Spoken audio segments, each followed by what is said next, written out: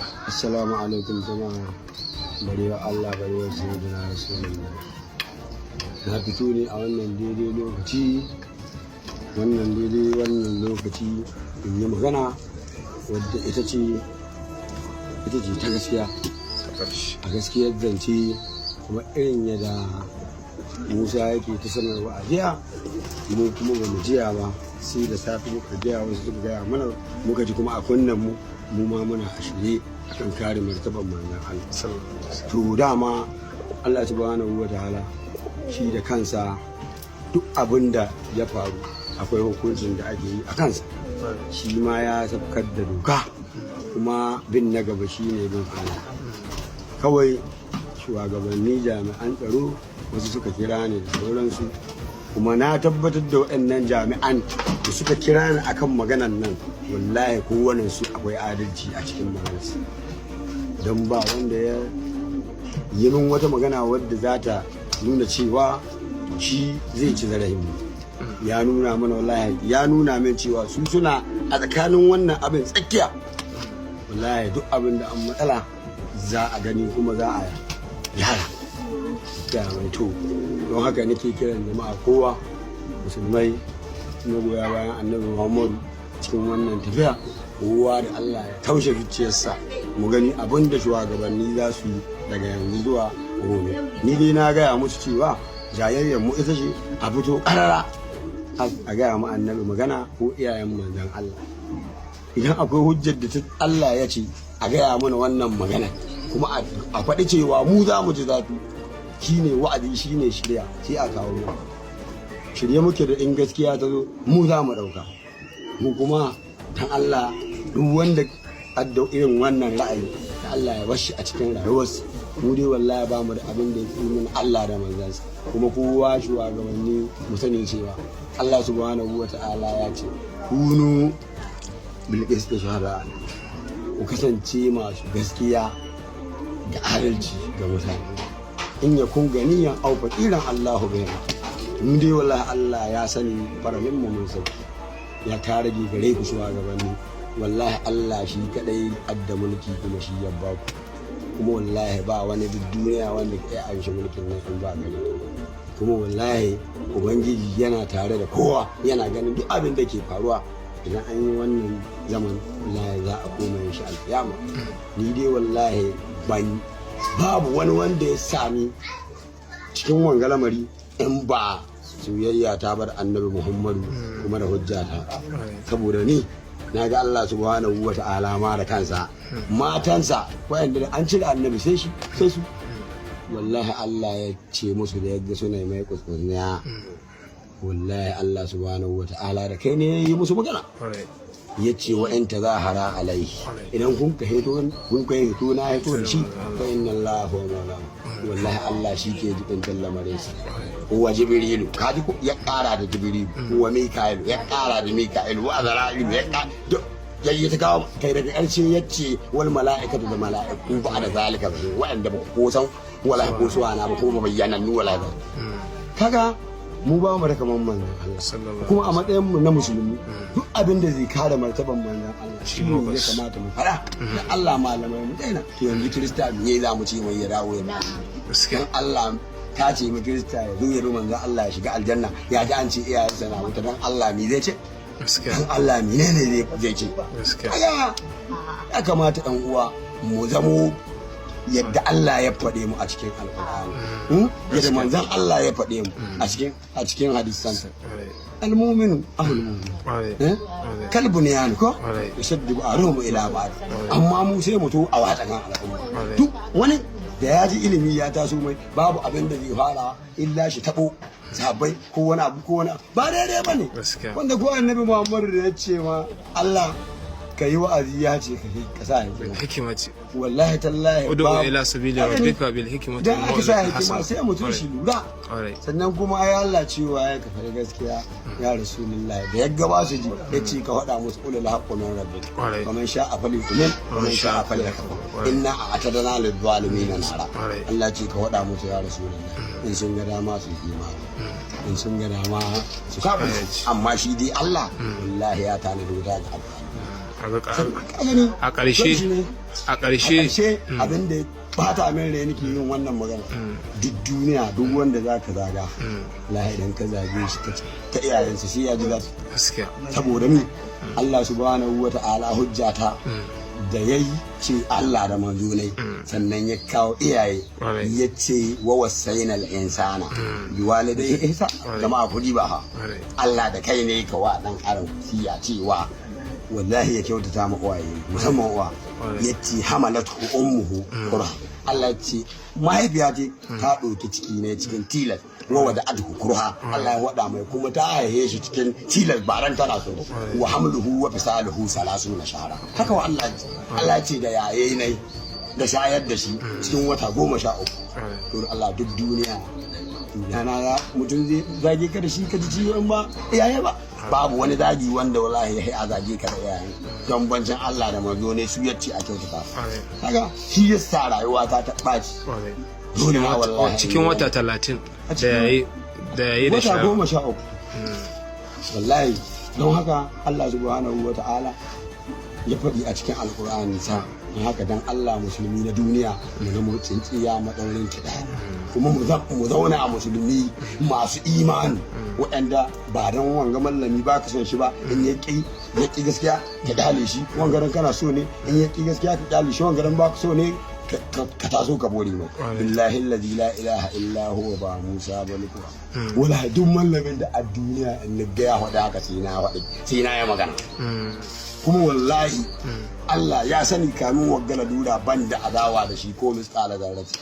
ni wallahi haka nan ne kuma da Annabi Muhammad sallallahu alaihi wasallam wallahi tallahi ban da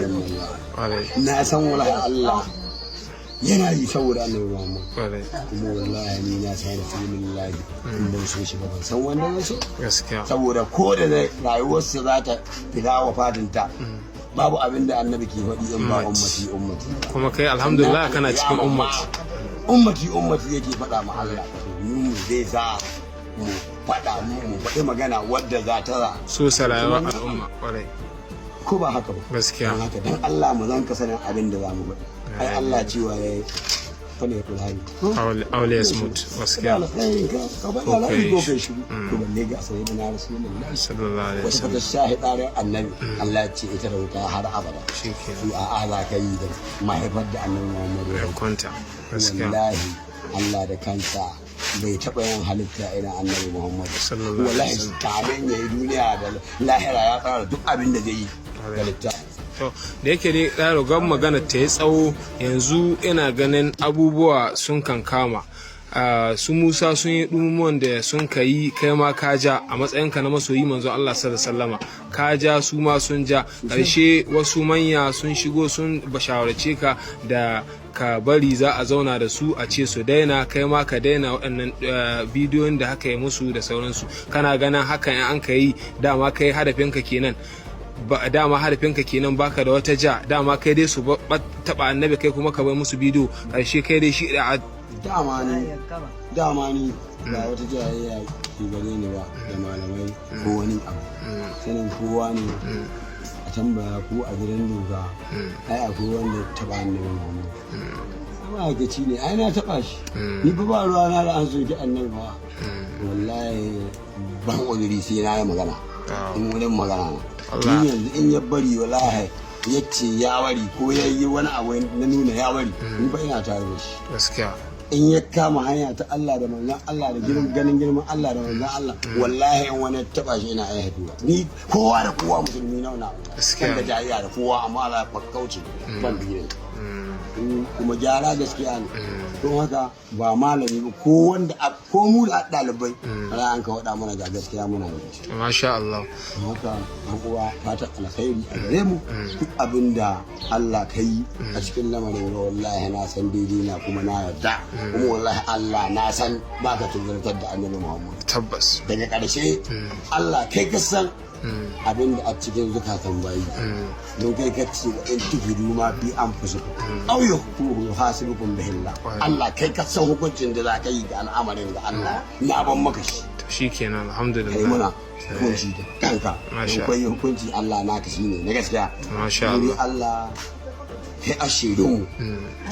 kuma kai aggatan mu kuma alƙiyama wannan zaman za a yi shi wallahi gaban kowa da kowa. Masha Allah, to shikenan insha Allah. Assalamu alaikum wa rahmatullahi wa barakatuh. Alhamdulillah. Nan bayan da mai barewa ya ba da martani shi ne, inda kuma Murtala Asada shi ma aka fira da shi a gidan wata jarida inda ya ma da martani shi zuwa gwamnatin Sokoto.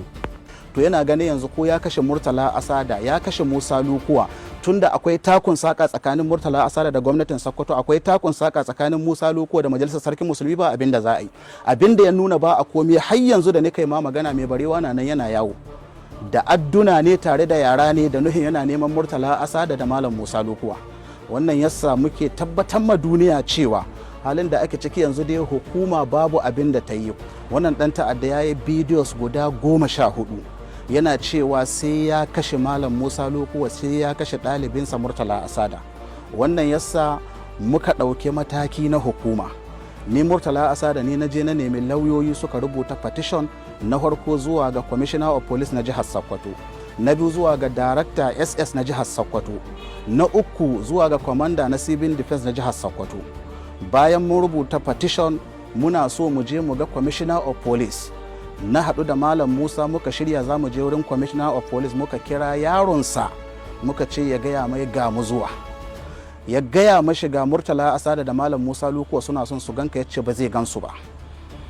Ya ce to me zan gaya musu? Ya ce ka gaya musu su je su kai wannan korafin da suke da shi ga gwamnatin jihar Sokoto ta hanyar Religion Affairs su kawo min. Lokacin da yake wannan magana shine shekaran jiya ranar Talata, kuma date ɗin da yaron ya basuwa na kashe Mallam Musa Lukuwa bai wuce kwana guda ba. So muna zargin Commissioner of Police ya san duk abin da an ka shirya, kawai yana so ne sai an gabatar da abin sai ya zo ɗaukar bayanai. To da muka fahimci haka sai muka yi amfani da hikima, sai nan nemi lauya ɗaya ya je ya kai can ofis nasu,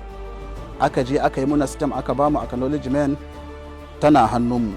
Don haka yanzu ba wani nau'i na jami'an tsaro wanda ba mu sanar ba. Na ce zan yi karatuna na ranar Laraba jiya, mai barewa ya ce zai je wurin. Na ce to ina gayyata te, amma da sharaɗi wallahi in ya zo wurin karatuna sai dai uwa ta haihi wani. Na faɗa ma duniya wannan saboda kariyar kai wajibi na, dokar ƙasa ta yadda, addini ya yadda. Kuma na je na yi karatu na lafiya, na ƙare lafiya. Yau ɗin nan da sahe sai mai barewa ya bidiyo ya ce dalilin da yasa yake yi muna wannan barazana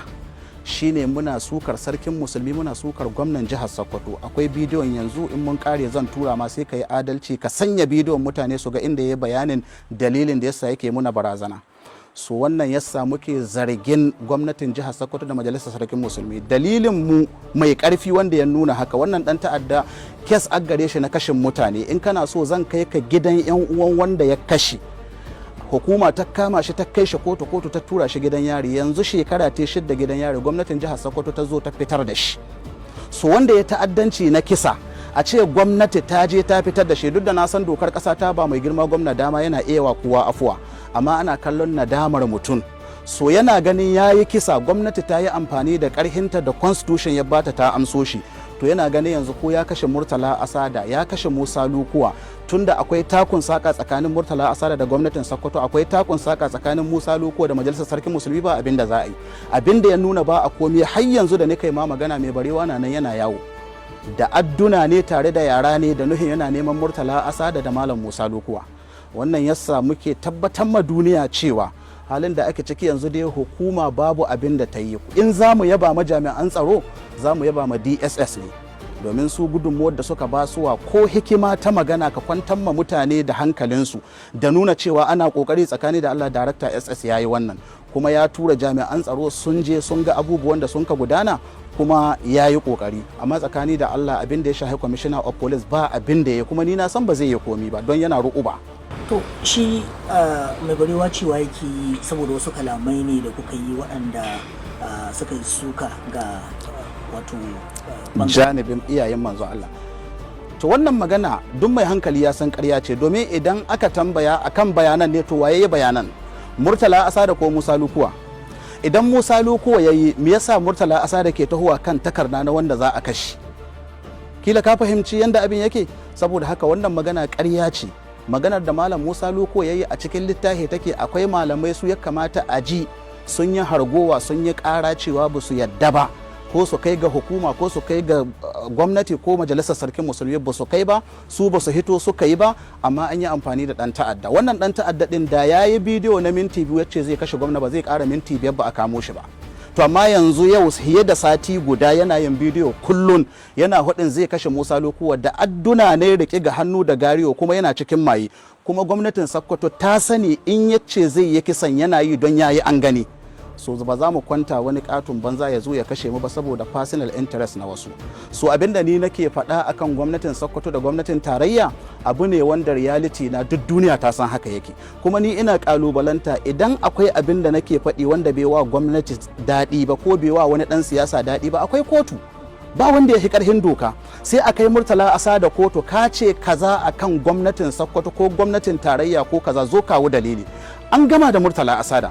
amma maganar a yi ruwa insha Allah wannan ba za ta yi ba. Amma dai ina tabbata ma mu sanar da duniya muna cikin kwanciyar hankali, 'yan jihar Sokoto muke, kuma za mu kare kanmu insha Allah. Akwai bidiyon da shi mai barewa ya na cewar jami'an tsaro sun bashi magana kuma ya ji kuma ya riga ya kwanci da marashi idan har ba ku sake misali